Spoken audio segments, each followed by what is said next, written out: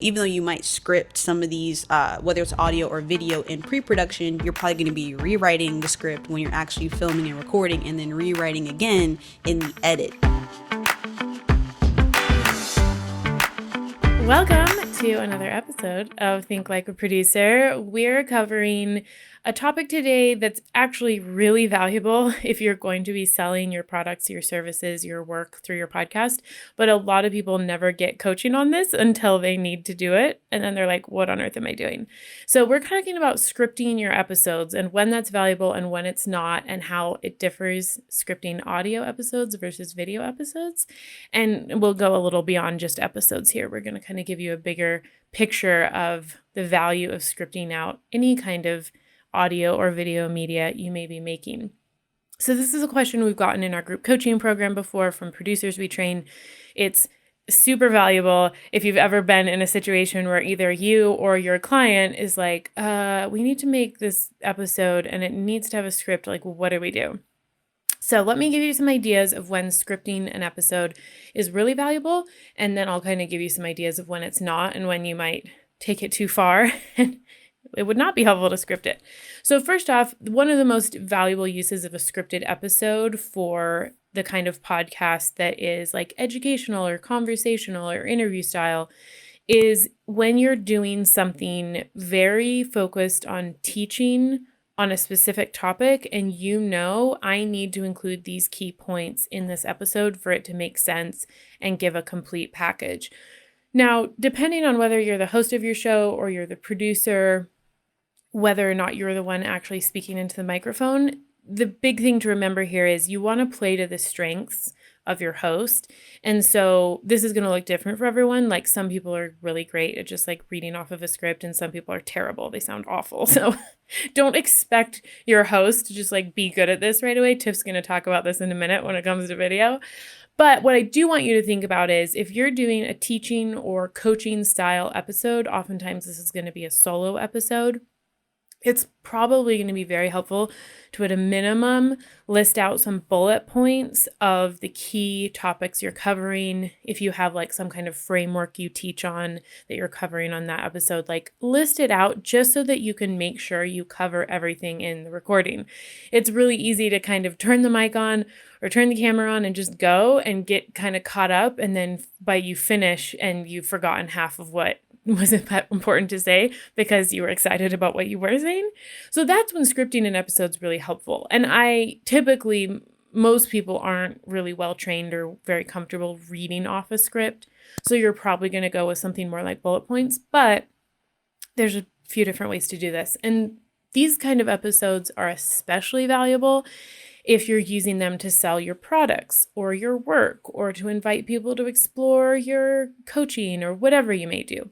So the idea of scripting a solo episode would be like, hey, we have this event coming up, or hey, I've got a book coming out, or something like I've got an offering and I'm going to script a series of episodes that will give people a really awesome preview of what is in there so that they are really interested in checking it out and possibly buying. That's when it would make a lot of sense to kind of reverse engineer your episode, right? Like the goal is to get people to click through to the information page about my insert your product, book, event, whatever, workshop. And so I'm going to make sure that this episode covers, for example, one of the most frequently asked questions I get in my paid membership group, or whenever I, speak on stage, I always get this question. Well, how about I do an episode answering that question? It's kind of like you're getting inside the mind of your audience and you're like, I know you guys, like I always get the same question from you. So let me answer it in this episode. Let me script it out to cover all the key pieces that I know you're going to be wondering about. And then at the end of the episode, when I invite you to check out my workshop, event, book to learn more on this topic, it's really easy for them to click through because they're like, wow, they just like read my mind and answered my most frequently asked question. I want to learn more from them. So that's when a scripted episode makes a ton of sense. It's really good for solo episodes where you're teaching, you're coaching, you're getting people a preview of what it's like to do work with you, like in a paid format. And I'm not saying it has to be paid. Maybe you like to do free events or you have free workshops. But whatever it is you want people to go explore in your sphere after listening to the episode, think about scripting your episode to really speak to their most frequently asked questions and the kind of, you could even say, the key pain points that they're constantly dealing with, because this is the population you work with. Now, the other use for scripting in an episode is when you're doing your intro. So if you have a guest interview, for example, it's actually very helpful to have a little bit of a script so that you get the facts right when you introduce someone. Winging it often leads to inaccurate statements about someone, and that's a weird way to start an episode. So it definitely helps to script your intro. And I'm not saying it needs to be like line for line, but just having like 3 bullet points, like so-and-so is a New York Times bestselling author, a coach for this kind of person, and they are, the recipient of this award. Like, put it down on paper so that you can actually get it right. Another thing where it's helpful to have a script is if you're doing an ad, and I'm not talking about sponsorships. Obviously, there's scripts for paid sponsorships. But if you're doing an ad for your own products, like let's say you just did a solo episode teaching one of the most frequently asked questions you get, and then you are inviting people to come check out your upcoming event, go ahead and script out that ad, that invitation, because you want to make sure you're going to remember, like, telling them exactly where to find more information, what they can expect, some really interesting things to pique their interest, to get them to click through and learn more. Like, you just want to cover this. And if you leave it up to chance and just winging it, most people are not great at that. Some people are, but they're typically the exception. So that's where scripting really helps. And then the third kind of element of podcasting where scripting can be really helpful is with your trailer. So that's when you are doing either a brand new show or a new season of a show, and you can record, we've talked about this in past episodes, kind of on our launch strategy episodes. You can record a trailer for your show, and that's like a really simple mini episode, you could call it. You can mark it as a trailer. Specifically, it'll show up in someone's podcast app as a trailer.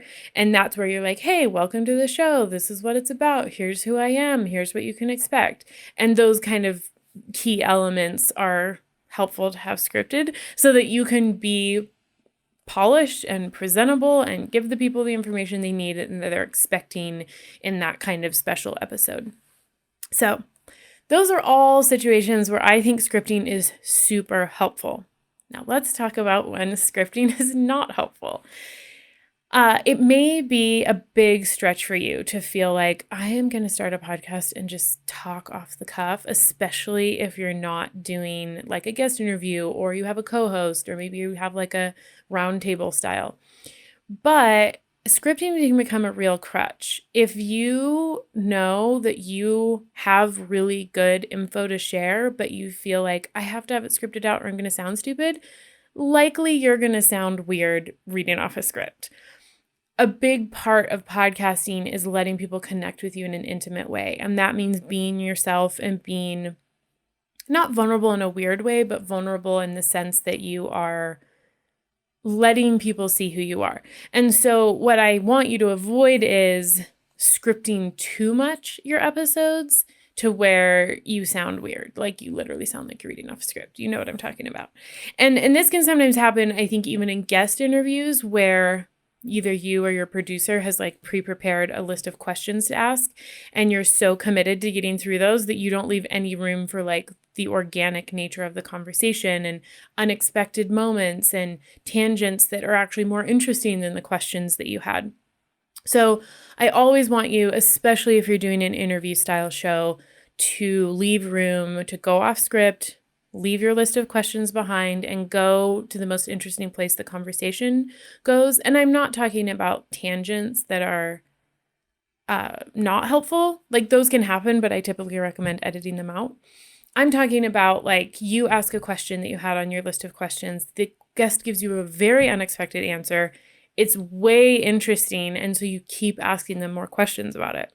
That's where it's totally fine to go off script because that's usually where the gold is.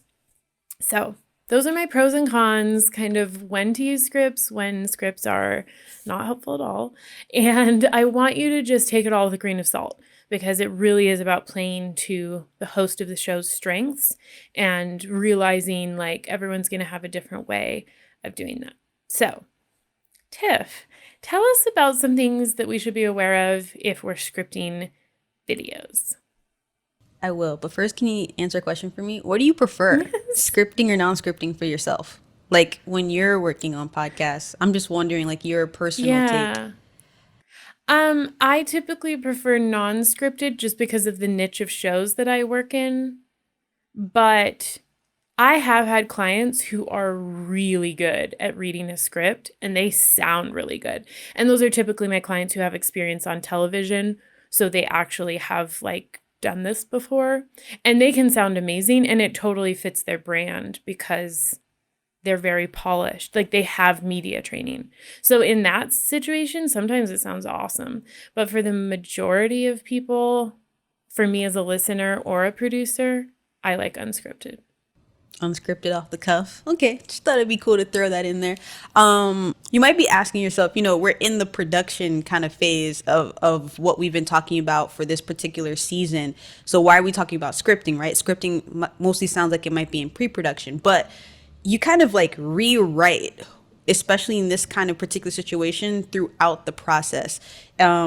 This is kind of like a funny question, but sort of a thing that happens a lot in video production. Everyone always asks who's the true auteur, the true author or whatever of the production. Is it the person who wrote it? Is it the actor who actually said the lines? Is it the editor who has that like final rewrite? But everything is rewriting. So even though you might script some of these, whether it's audio or video in pre-production, you're probably going to be rewriting the script when you're actually filming and recording, and then rewriting again in the edit. So scripting is all the way through your production, just to give you some reference for that. And what Christine is talking about on the video side of things, I would say the most interesting part about scripting is really like eyeline and how educated your host or the person on camera is about the particular topic. What I mean to say is not every host is someone who's an entrepreneur or someone who's the head of a business, and they might be doing an actual like add-on video for a sponsor or something else that's not necessarily directly related to what they know. So eyeline, when I'm talking about eyeline, I mean if people are using teleprompter and reading, or if they're kind of just going off cuff. It's something that's really important. If the person's eyes are just kind of like floating in different places, it takes your mind off of what's actually happening. But if they're looking at you, there's a soft smile, there's like, you can really feel like they're engaging with you and they're looking directly down the barrel of the lens. Usually that just looks a little bit better than a teleprompter might be right above the lens and they're looking up, or they're looking down, even sometimes on Zoom calls when people are doing podcasts, and you can kind of see the eyeline go crazy. So when it comes to scripting, it's going to be really important to know on a video side if your host is used to reading, if they prefer bullet points and kind of go off the riff, but really making sure that their eyeline is like really engaged with the audience is really important. And then, like I said, how well educated they are on the product or the service that they're selling. If it's their business and they know what they're talking about, most likely, like Christine prefers, off the script might actually do a little bit better for them to just get some of the points out. But if it's an ad, if it's a sponsorship, if there's a particular line that you have to say, if there's a particular promo code that you have to say, sometimes, you just got to be patient with whether or not your host or the person recording has enough experience to be able to kind of be that one and done person, or needs a couple of takes. And this on the producer side, audio or video, this is really where you get to step up and let them know whether or not you need them to re-say something or reshoot something, or to do something over again. You have to think about the edit and the people that need to make sure that all the script is being followed. But I know when I first started out as a producer, it was hard for me to say, that wasn't so good, we have to do that again, or your eyeline was a little off, or your body language seemed a little bit stiff and we want it to be really loose and fun. So as a producer, as you're scripting and you're rewriting and you're kind of following this particular video all the way down the pipeline until it's completely finished, it really is your job to stand for quality and to make sure that it's done in the best way possible. So like I said, for video, we have a couple things that we're looking at, what they're saying. Christine actually mentioned before we started recording that the difference between audio and video sometimes is when she's editing the audio, she can kind of cut between different lines if someone might stumble or say or have a couple of pauses, where on video, those jump cuts, just don't look great. So sometimes instead of starting off in the middle of a sentence, the person might have to start all the way from the beginning of the script just so that the edit will flow and look good. So there's different things to consider on the audio versus the video side of things, but overall, it's having a really solid script and just being prepared to rewrite all the way through the production process. And I'm kind of like Christine. I like the off the riff. I like the fun conversational part of things. But as I'm growing in my, my experience in producing more, it's like, can I write a script that actually the dialogue sounds conversational, and as the person's reading it, it doesn't sound like it's scripted? That's sort of the whole point of it in the first place, is that it does sound like it's coming right off the top of the person's brain, or it sounds like people can relate to it when they're reading it. So whichever way you prefer, the off the cuff or the scripting, always just try to do better and better and get better at your craft. That's what Think Like a Producer is about. It's like calling you to a higher rank, but also just constantly standing for quality. And if you have more questions about scripting, more questions about production, anything we've talked about in previous episodes, anything we're talking about in episodes coming up, Christine and I also have a group coaching program that you can learn more about. If you are watching, you can click the link actually like on the card on the video. If you are listening, you can click down in the show notes and you can learn more about this particular program. But it really gives us a we're generalizing here so that we can hit everybody. But when you join our group coaching program, you get individual training. You're able to really follow a certain course that works really well for your particular company and where you're trying to go with your podcasting and your media. So please click below for more information. We'd love to talk to you more about this. And like always, thank you for listening. Please subscribe, leave a review. If this episode really stood out to you, we'd love to hear why and how we can help you even more. Have a beautiful, beautiful rest of your week, and we will see you on the next episode of Think Like a Producer. Be sure to check out this next episode about choosing your ideal episode format.